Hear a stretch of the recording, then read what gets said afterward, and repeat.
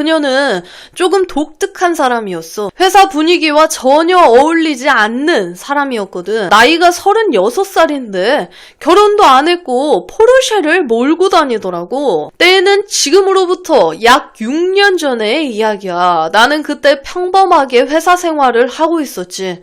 우리 회사가 작은 회사를 하나 인수를 하게 되는데 그쪽 업무가 안정될 때까지 잠깐 도와달라는 요청을 받게 된 거야.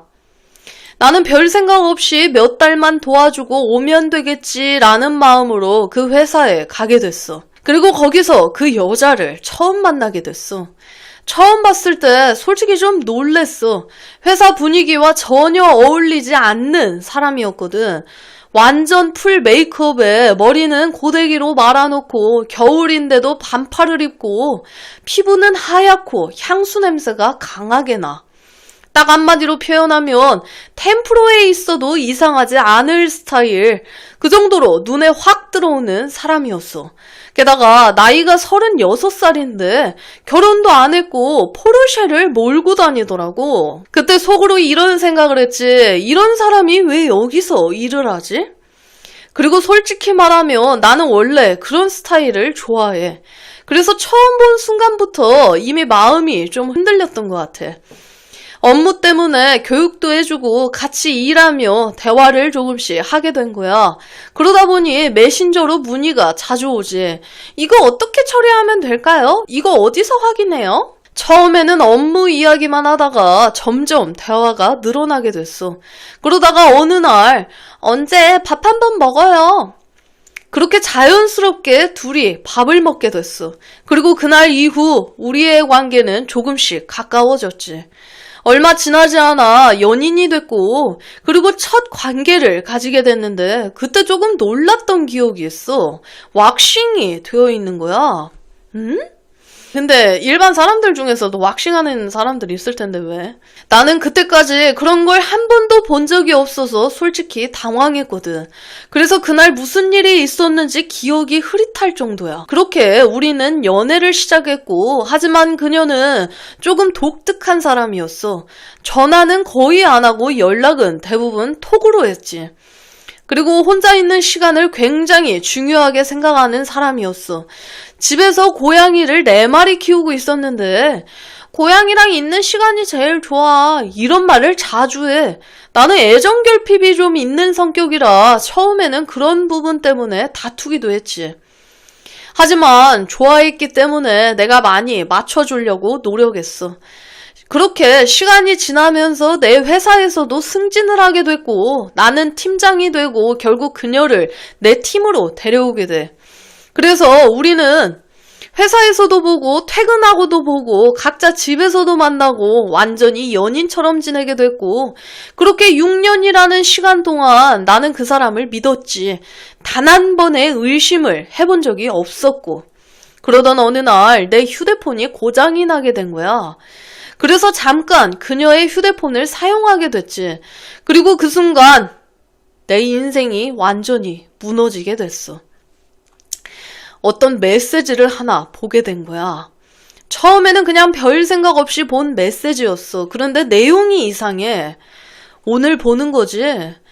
이따 봐. 오늘 하루 화이팅. 지금 가고 있어. 4시 30분 도착. 응, 306호.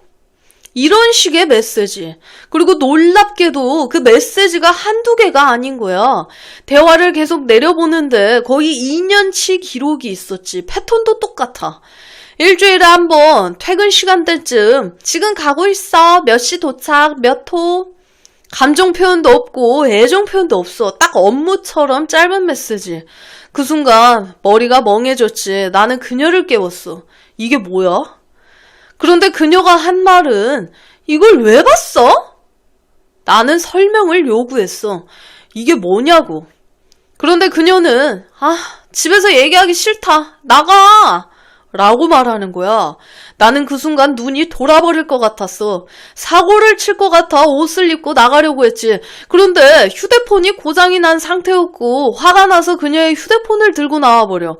그 과정에서 몸싸움이 조금 있었고 그리고 내가 집을 나가자마자 그녀는 112에 신고한 거야. 집에 돌아와 휴대폰을 확인했어. 그리고 알게 됐지, 그 메시지들의 정체를.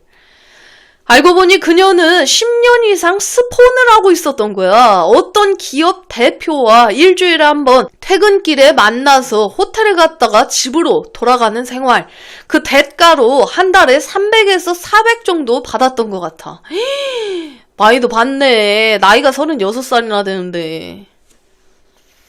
나는 그 사실을 보고 완전히 무너져 버렸지. 6년 동안 만난 사람이 이미 10년 넘게 다른 남자와 그런 관계를 유지하고 있었어. 그리고 나는 전혀 몰랐고, 전화도 자주 하지 않는 사이였고, 톡으로만 연락하던 관계였기 때문에 너무 오버페이인데? 그러니까 20대라고 해도 저 정도는 받겠다. 아니 20대라고 하면 저 정도 받는 거 이해를 하는데 36이면 어지간히 이쁜가 보다, 그지? 그녀는 나와 만나면서도 그 남자와 만나고 그 남자 만나고 돌아와 나에게 집 도착이라고 톡을 보내고 있었던 거야.